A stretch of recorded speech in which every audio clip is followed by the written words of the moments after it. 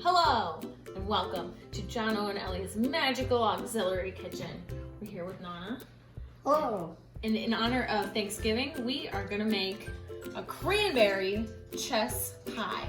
And I don't know what chess means except for a game, but it's a pie.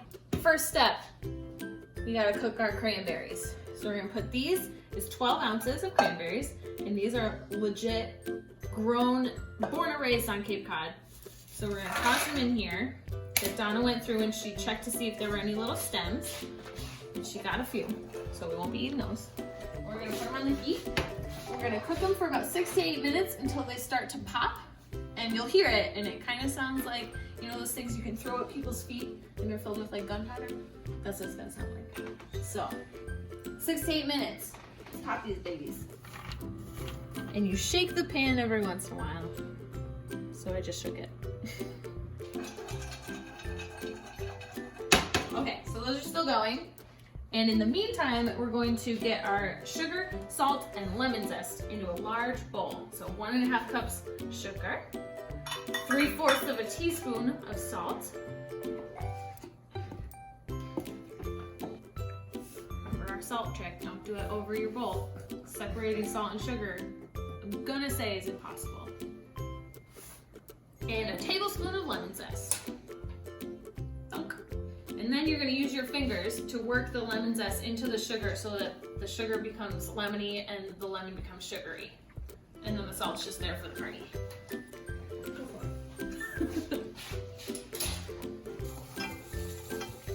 Ooh, this smells amazing.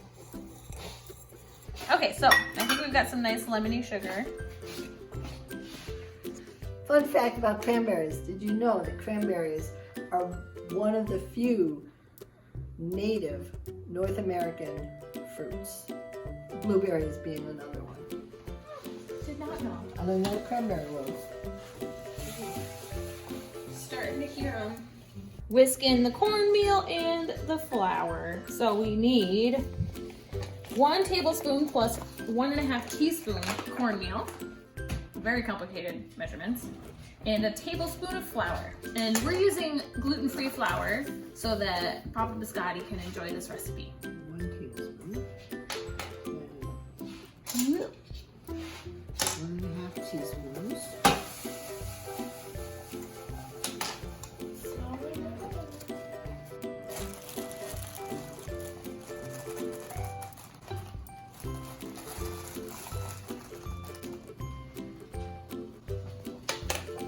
Shot of that.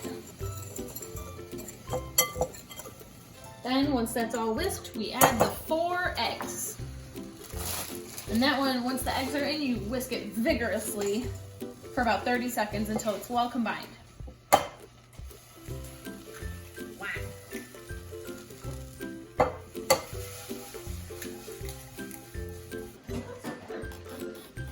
Vigorously. So what I like to do is I like to stab the egg yolks to get those kind of broken up so you don't have whole egg yolks rolling around in there. And then we whisk. Just keep whisking. So it's turning into a nice pale yellow. It's really pretty. All right, so now we're going to add in 4 tablespoons of melted butter that has cooled a little bit. Dum, dum, dum. Cranberries are still going strong.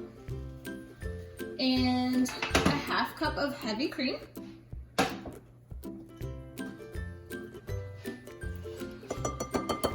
gonna try to get as much of that as I can. This.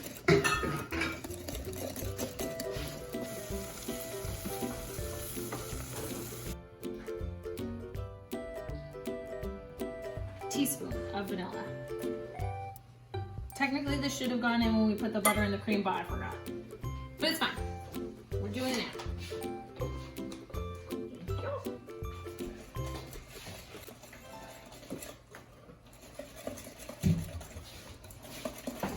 Okay, and then we need some lemon juice. So that lemon that we got the zest from, we're gonna take it. You can see it's got all of its bumpiness zested off, so now it's smooth. Okay, so let's see how much juice we get out of this one. Already got 1 seed. Quarter cup of lemon juice. Well, we didn't quite get that much.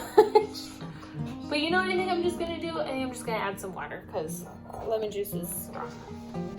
Our cranberries have popped. And you're supposed to drain off any extra water, but it doesn't look like we have that much, so I don't think we have to do that. We're setting aside a few cranberries so that we can decorate the top. And it's gonna look super cute. And you can take a photo and post it to Instagram and tag me.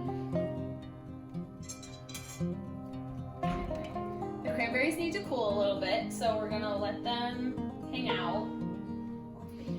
So I'm just gonna put them off of the hot burner, because this is the hot burner. Put them back there and let them cool for a little bit. In the meantime, tell me something that you're thankful for Thanksgiving. I know I'm thankful for my family and my dogs. What else am I thankful for? All my house plants. I have 80. What? Chocolate? I feel like that's something Scotty and Alice are thankful for. I think Scotty.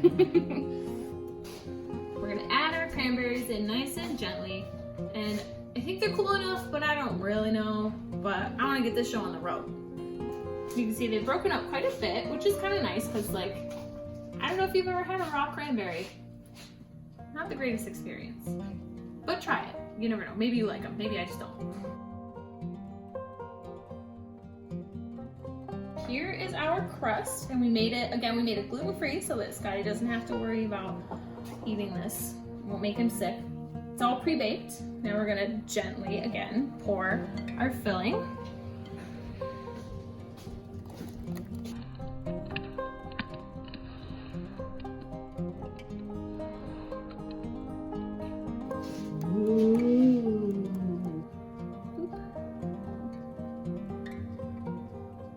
Oh gosh, you're slippery.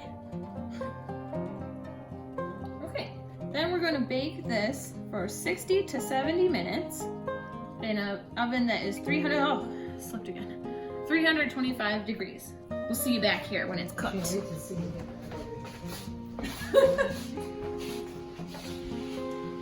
just gonna like reverse moonwalk, which is just walking. Okay. Carefully insert into the oven so that we don't need to use the burn gel, hopefully. You'll notice this is not our usual oven because we're cooking a turkey in there for Thanksgiving. So we're gonna use this little oven. All right, 325 degrees for an hour, bye-bye.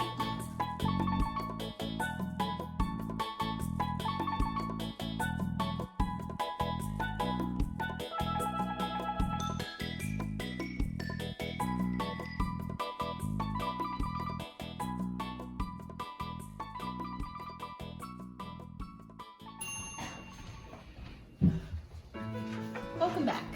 In the meantime, while I was baking for an hour, we made this. First rule of charcuterie, kids. Cram as much as you can onto the plate. Now, to continue our tour. Here's our pie from the toaster oven. We had to put tinfoil on the top because within 10 minutes, the top started getting very brown.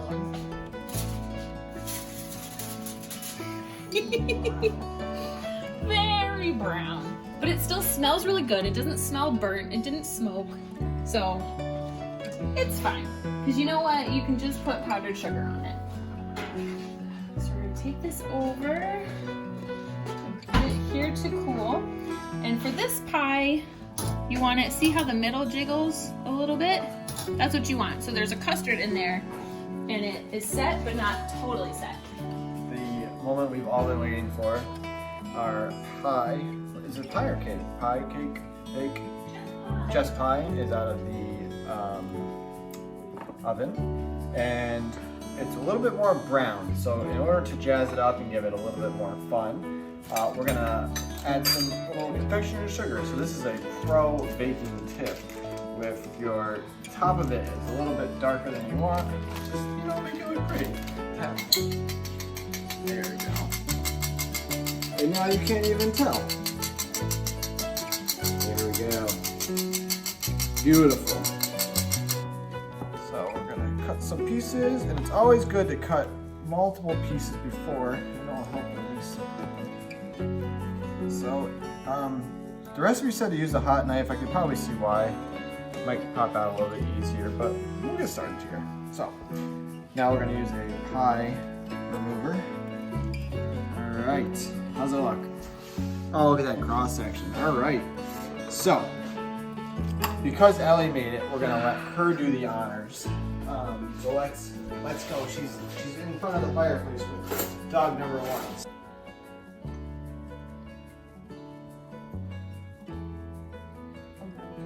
That's good. Mm-hmm. All right.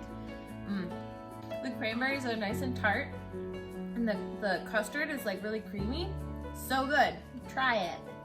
We hope you enjoyed this recipe. It's great. See you next time. Give us a look. Turn around. Wow. Quarantine cuts.